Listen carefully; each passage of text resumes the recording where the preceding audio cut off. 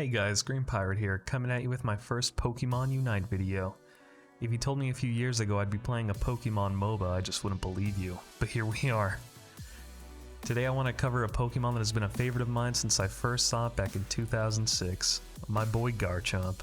We're less than a week from launch, and already I think a fair number of people would consider this all-rounder one of the most powerful Pokemon in Unite, especially in the late game.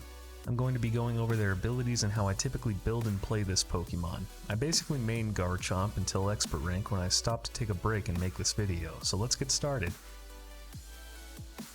Garchomp's passive ability, Rough Skin, makes it so 25% of all physical damage received is reflected back to the attacker. This gives Garchomp and their evolutions a considerable advantage in most 1v1 situations. Unlike most other characters, Garchomp's basic attack is boosted with every 5th attack, dealing increased damage and restoring some HP. Also, with every attack or move that hits an opposing Pokemon, Garchomp's attack speed is increased. At level 1 you can choose between Bulldoze and Sand Attack. Bulldoze is a very basic AoE, dealing a small amount of damage with no extra effects.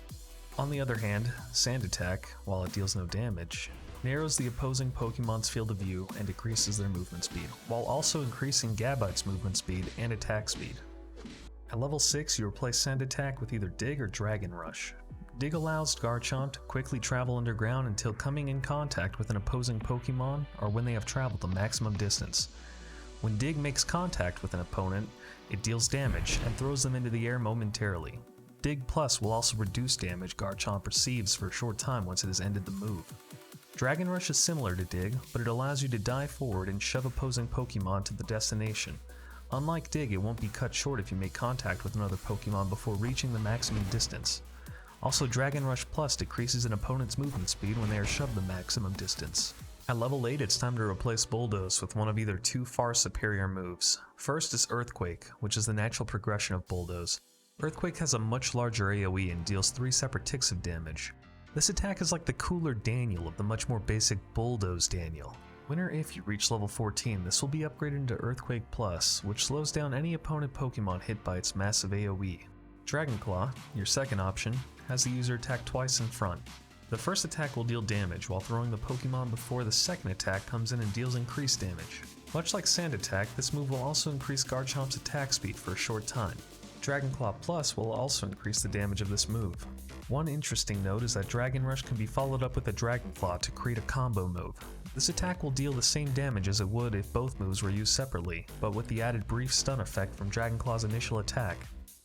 Finally, at level 10, Garchomp will have access to their Unite move, Livid Outrage. Garchomp will begin using Outrage to deal a devastating 5 combo attack that is difficult to control but deals massive damage. After the move is ended, he will be unable to act for a short period of time, so be careful when using it. When it comes to general gameplay, Garchomp is a powerful all-rounder built for late game supremacy, and takes a little time to come fully online. In lane you want to make sure you get last hits on most of the wild Pokemon, and be careful when the enemy team tries to harass you. I know the game recommends taking him to the bottom lane, but you may want to consider jungling with him if your team will allow it. Getting to level 6 should be a priority since Gible will have a hard time in lane, especially against ranged Pokemon.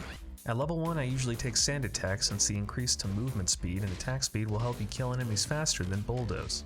On top of that, the movement slow will help you get early takedowns and make Lillipup easier to defeat in the jungle.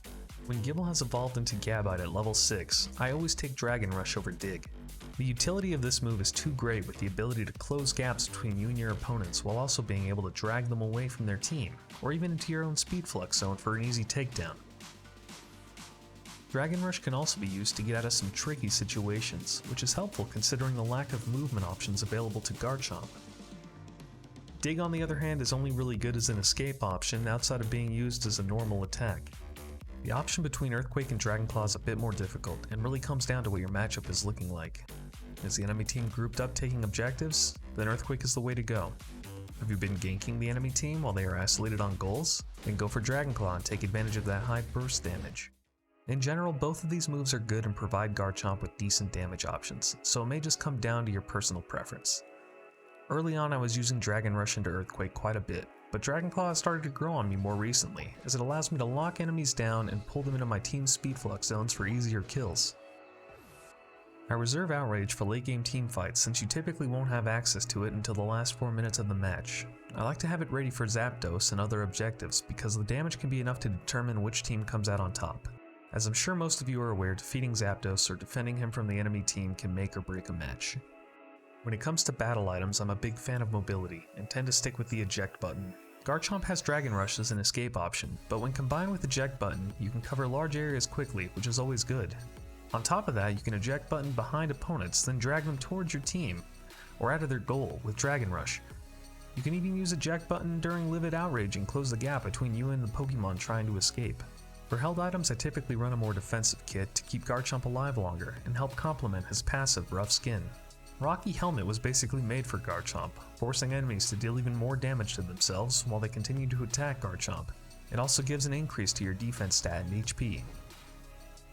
Next is Assault Vest, providing Garchomp with a special defense shield and increase to the stat, along with even more HP. The last item is based on preference, but you can gain more survivability from leftovers.